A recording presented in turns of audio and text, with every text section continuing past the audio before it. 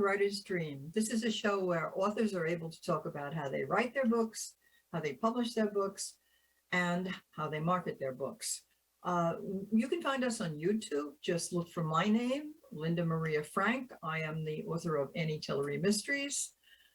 Click on my picture and my channel will come up and you will be able to view over 100 videos of interviews with authors. If you're a reader and a writer and you're interested in how books get put together, you'll find some very interesting information there. We're also on Facebook, The Writer's Dream, and we appear on Cablevision Channel 20 on Thursdays at 2:30. So today's guest is Eileen Obser, and she is a recidivist. I like to call them recidivists. She's been on our show before. She is a teacher, she is an author, and we are here to talk to you all about her latest book, 3 Rooms, Shared Bath, by Landlady in the Hamptons. Eileen, I love this book. I absolutely love the cover and the way it's set up, but I'm going to read the description on the back so that people know what we're talking about. So let me don my glasses and, okay. Diana Long is an attractive middle-aged widow who rents rooms in her East Hampton home, but she is feeling pressured to make changes in her life. She loves the Hamptons, but should she sell the house and move on? Should she stay, perhaps settling for just one tenant or housemate, or only rent seasonally? 3 Rooms, Shared Bath shows the Hamptons up close, from Hampton Bays to Sag Harbor to Montauk, with real sights and scenes and events such as Authors' Nights, the Hamptons Classic, and the Shinnecock Indian Powwow. The summer of 2008 is almost over. The Democratic Convention is in progress with Obama taking the stage. The Beijing Olympics have just ended, and Hurricane Gustav is headed for Louisiana. The world seems to be changing, but Diana feels she is standing still. We meet and learn about many tenants, the good, the bad, and the ugly, who have passed through Diana's house. Should she make a change? Love enters the picture, and that may alter her choices, as love often does.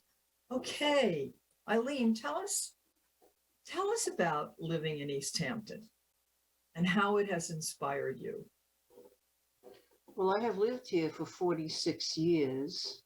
Wow, lucky you. Yeah, well, it's changed, but 41 years in my own house. And the novel is based on my own experiences of being a landlady out here, of course. But I couldn't write it as a memoir. I do like to write mainly nonfiction, but I did have to fictionalize the tenants. Well, of course, to protect the guilty. Yeah. Right? To protect the guilty. And there's some other fictional elements in it too, including characters. But even David Rattray of the Star, when he announced that I'd be reading at the library, he called it semi-autobiographical. And that's a good word. And at first I said, oh no, it's not that. But it is. It's part of my life. My living out here, my being the landlady with its ups and downs. And I've met, as I have in the book too, good, bad, and ugly tenants over the years. Some who I've known as long as almost 30 years are still my friends. We've stayed friends. And that's wonderful. That's a good feeling. We stay in touch. But others, I don't, so many I would never want to see again. And well, let me talk about the way the book is set up. I really liked the way you set the book as far as sections go. For instance, rules for tenants. What are the rules for tenants, by the way? Well, I've had for many years a typed list of my rules for tenants, which other landlords, whether or not they wrote them out, they have rules themselves. Okay, Right. But so I didn't hand them out, but I would read them to different people depending on what I thought might be abused. Yeah, well, let's talk about some no smoking or drugs or weapons in the house. Yes, Minimum alcohol, please. I had Is the for one artist. person only, no overnight guests. Oh, that's an interesting one all Yes, by itself. No cooking, please. If I am teaching or I have guests, yes, we don't want those cooking orders, do we? No noise late at night, music, TV, talking, preferably not after 11 p.m. Um, Without going through all of them, I really like the fact that that's how you set the book up with these rules, because I'm sure that's where your good and bad and ugly tenants showed up. So tell me about, you've already explained that some of your tenants are still your friends. Talk about the most interesting tenant you had. oh my, good or bad or ugly, which do Now, you? now what the most interesting. Sometimes the Oh, bad are the most interesting. oh well, I've had one fellow who almost died in my house. Managed to save his life from drug That's exciting. use, and he's deceased now. And I changed, of course, his name, parts of the way the room looked that he was stayed in, but basically it was the right story, the real story, and that was a hard call, and that's one I'll never forget. I would imagine. Throughout the book, I have scenes of some of the difficult What's ones. the funniest? That was What sad. would you rather just read passages? The funniest? Well, I didn't mark off the funniest. I marked off the bad. No, I did actually. I had one dear tenant, a young man, 20 years old, who was intern at an architecture firm out here. Now, that wasn't really what he was. I changed his profession. I did things like that with my characters. But he really was young. He was still in college. He was going to be going to graduate school. And we really hit it off. And I actually allowed him, I had a dog and a cat, but I allowed him to bring in a dog, a small dog. But we would go for walks together and, just chat together. And he was gay, which I figured out early on. And it was okay. Sometimes I'd watch his dog because he had a date. That was a wonderful relationship. And I have one brief scene, which I will read to you. Oh, good. Good. It's actually toward the end of the book, but I will mention, she won't mind. In fact, she thinks she's tuning in. I didn't know it was being recorded. Was the owner of Babette's Restaurant, which just closed after 27 years.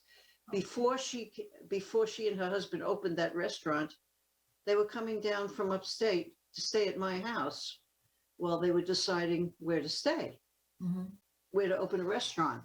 And, she's still a friend. And this is sitting with, I call him Brett. That's not his real name, the young man. So, yeah. Okay, I'm in that past tense. They sat on a bench on Main Street. It was a clear night. And by the way, I don't know if you mentioned it, this all takes place on Labor Day week, from Monday before Labor Day to actual Labor Day Monday, okay? And this is around Sunday that they're taking a walk. They sat on a bench on Main Street. It was a clear night. The stars and the moon were already visible. People, couples, families passed by with ice cream from a nearby shop. Others were coming and going from the movie theater. Most of the stores were still open on this Sunday night of the Labor Day weekend. Ellie Tahari, J. Crew, Bookhampton, and all the others.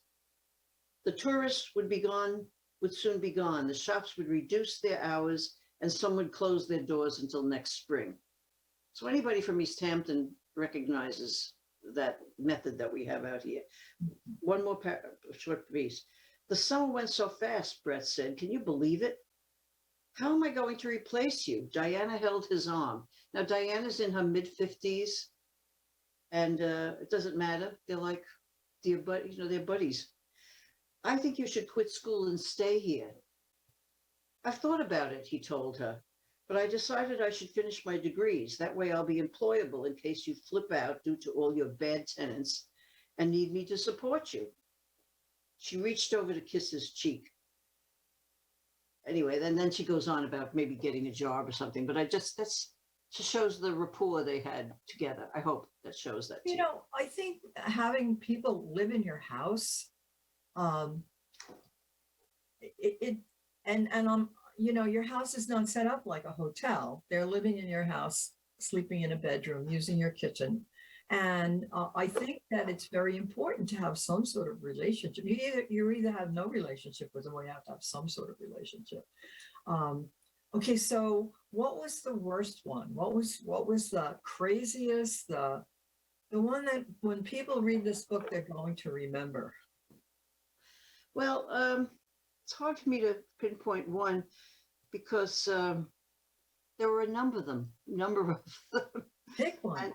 And I want to mention though that I did start when, and it's in the book, it's in the reviews too.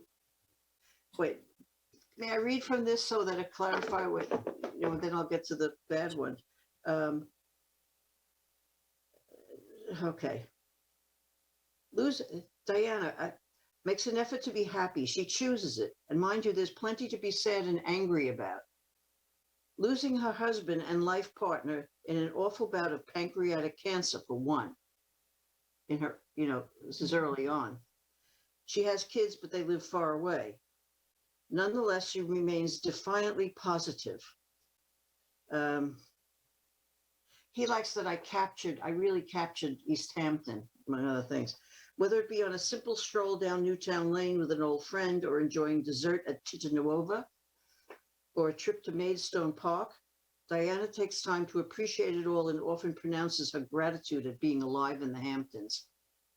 And, you know, he opened this with the review with saying, anyone who has rented out a room in the Hamptons or Toledo, Ohio, for that matter, will identify with much of three-room shared bath. I like that he realized that, because that's what I was hoping people anywhere. Right. So you want a bad tenant, huh? Yeah, that was a review that you just read a review, yes? From the East Hampton Star. It was just in a few weeks ago by Jeff Nichols. Okay, yeah, because I want to talk about the setting as well, but go ahead, go with the really crazy tenant. Well, okay. The one that, this doesn't show how bad she is just by the opening of it. This is the opening chapter. The call came after lunch on Wednesday afternoon of Labor Day week. Okay? I remember this one. You remember this? Yeah. Hello, my name is Bazia, the woman said. I see in the newspaper you have room. It wasn't a Spanish accent. As an ESL teacher, I hope you know English second language, spotted those easily. Yes, Diana held the phone to her ear as she cleared the table and rinsed her plate and cup. I have a room. Do you need it in September? No, I need room right now. Now, right before the Labor Day weekend? I am looking for a place year-round, Bazia said. I am living in house 2 years now. It is too much. They smoke, they drink, they're using drugs. They're crazy, and I am getting crazy too. Where are you from? Diana managed to ask. I'm skipping some things here. Poland. I am Polish. Bazia Godluski. But I am here 14 years. I am citizen.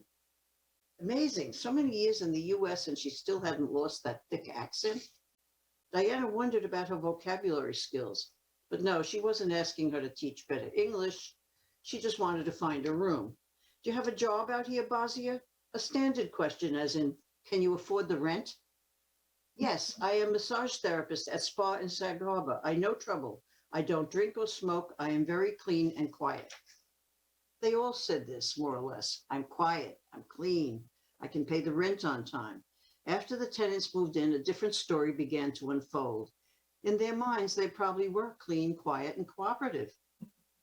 Perhaps it's my brain that's at fault. Diana checked her eye makeup in the hall mirror. She couldn't see things the way most of these tenants did. And to be honest, she didn't want strangers living in her house anymore. Since Gary died, she depended on the income. Okay. So how did Bosnia work out? How did she work out finally? Did you give her the room? She was one of the worst ever in my life, okay? So she got a room, and what did she do that was so horrendous? Well, I don't want to give away everything, but she changed over the whole room, and she was a hoarder. Okay, okay, all right. That was a big one right there. Okay, that's enough to tell you. Yes, And okay. boyfriend, and All she right, didn't obey. She didn't obey the rules either. Okay.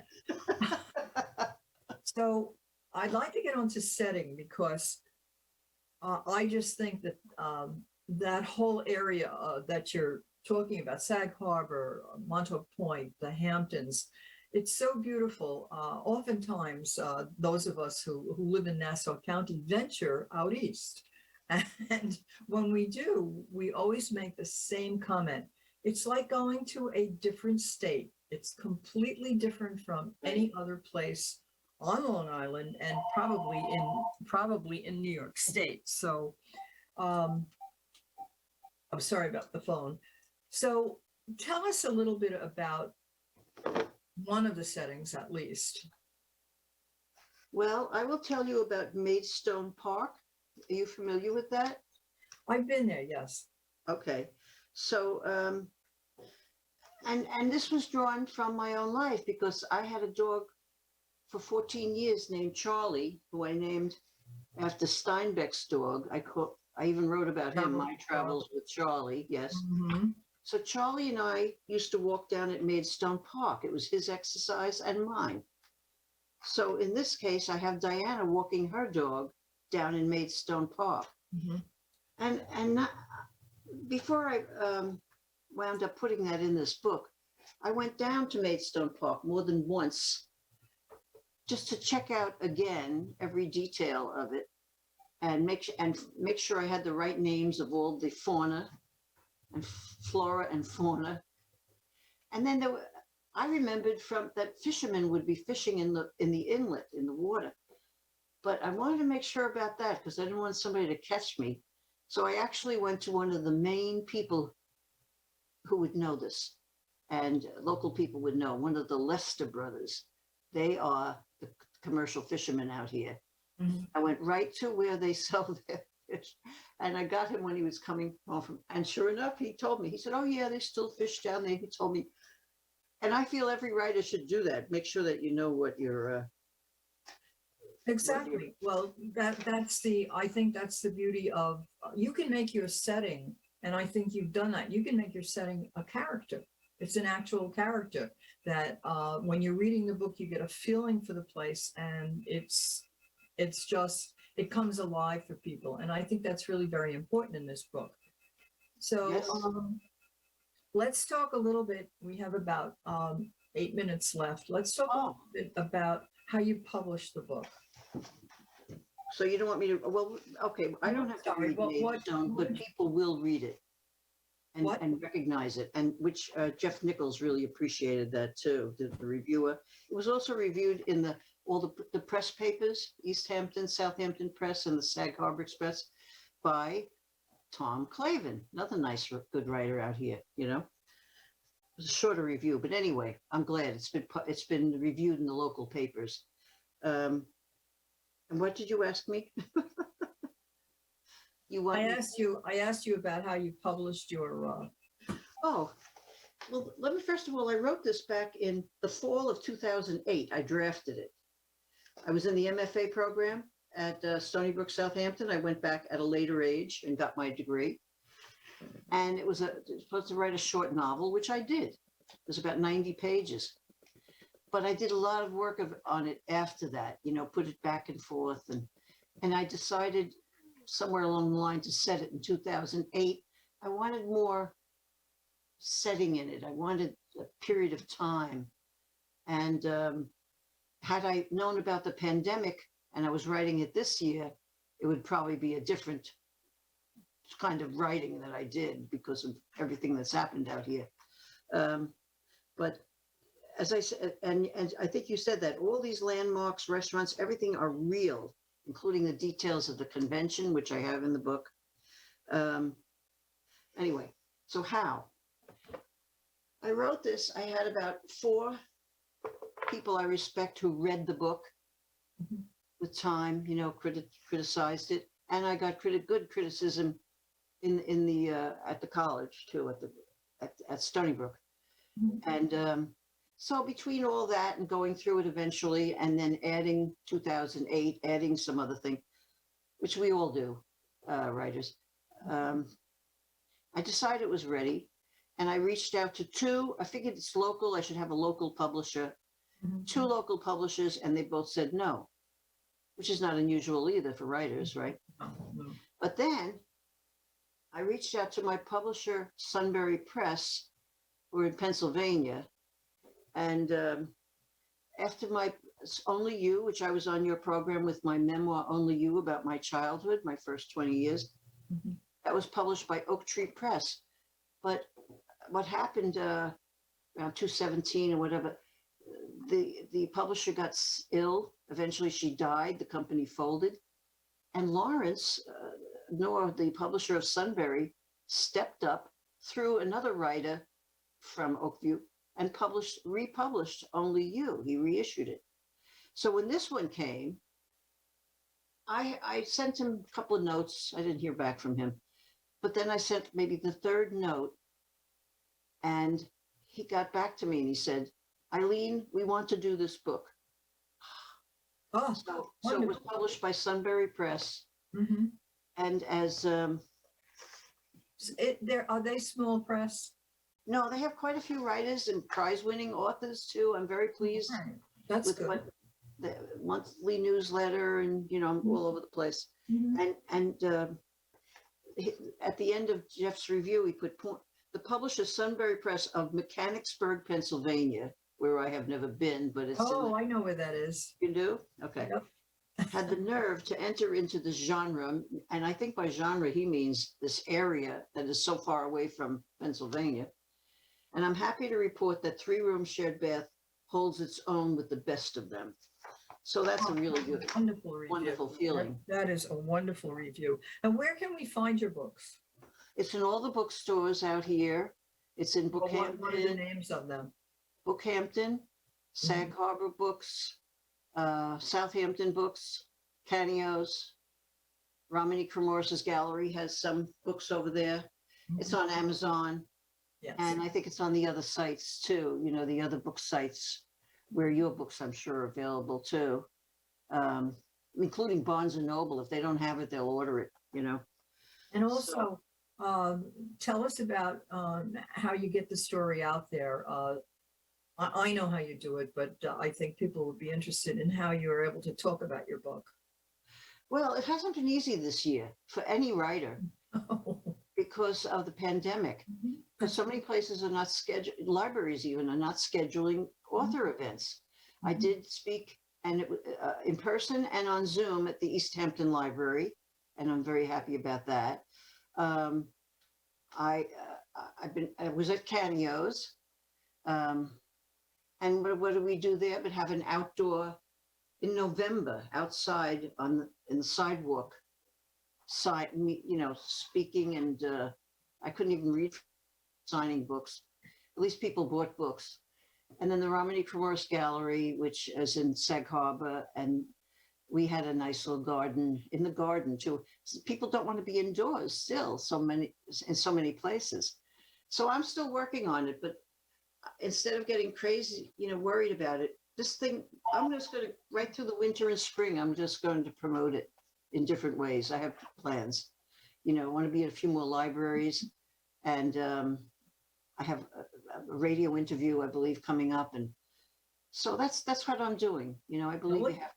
You certainly can use this interview as, as a vehicle. Oh, absolutely. And that's what I tell all my authors, that you have this interview. It's on, I put it on YouTube. I will advertise it on, on Facebook, as you've already done, and you'll be on Cablevision. And so it's like an ongoing thing. I make a joke about it that your book will still be circulating somewhere on the internet long after you're dead. But I have to tell one little story because we're almost out of time. One little story about you and me. I took one of your writing courses, and whatever the prompt was, I started this book about my experiences in Catholic school, and it turned into a book. And the book is the Buccaneers of St. Frederick Island. But that was inspired. In fact, I have 2 or 3 others that could turn into real projects. One I got published actually in the Fire Island News. It was about winter from the viewpoint of a deer on Long Island. So it was Wow. that story. So that's basically, how you inspired me. So what's next, Eileen? First of all, I'm 40 pages into Buccaneers right now. It's a page turner, I'm telling you. I You started laugh, last right? night. Yeah, very good, very You good. laugh. What's next? I have an unfinished memoir here. And I thought of putting together a collection. I've published so many essays over the years and unpublished ones, which I feel should be published. So I think of an essay collection, even if I had to self-publish that, I don't know. But I do want to finish, actually 2 memoirs unfinished. So one of them, that's next. So I'm not ready to retire. No. Retire means You and I will retire when I don't wake up anymore. that's it. That's it. Retire means go to sleep. Teaching. We don't do that, right? Okay. Yeah. So a word of advice? Oh, I'm working with memoir. The people I'm working with right now, they're all writing books. Most Great. memoirs have one with a novel right now, but it's partly like me. It's partly autobiographical in there. So what is this? You have to just write. You have to do it. You can't just Think put it about on the shelf, which I do and we all do, but you can't leave it there for long. If you want to write, even if it's just little notes, journaling, whatever. I talk about this all the time, and I even recommended lately my students to read books. Don't bother reading books about writing. Read memoirs and novels and That's learn right. from them. Right. You know, Read a new genre. And rather than just reading books on how to write, because we can discuss that in the workshops. And you should try to get in with 1 or 2 or more writers who are all supportive. Well, I'm going to have to say, thank you, Eileen, for this interview, because I think we're out of time. Oh, it was wonderful. Thank you so much, Linda. Thank you.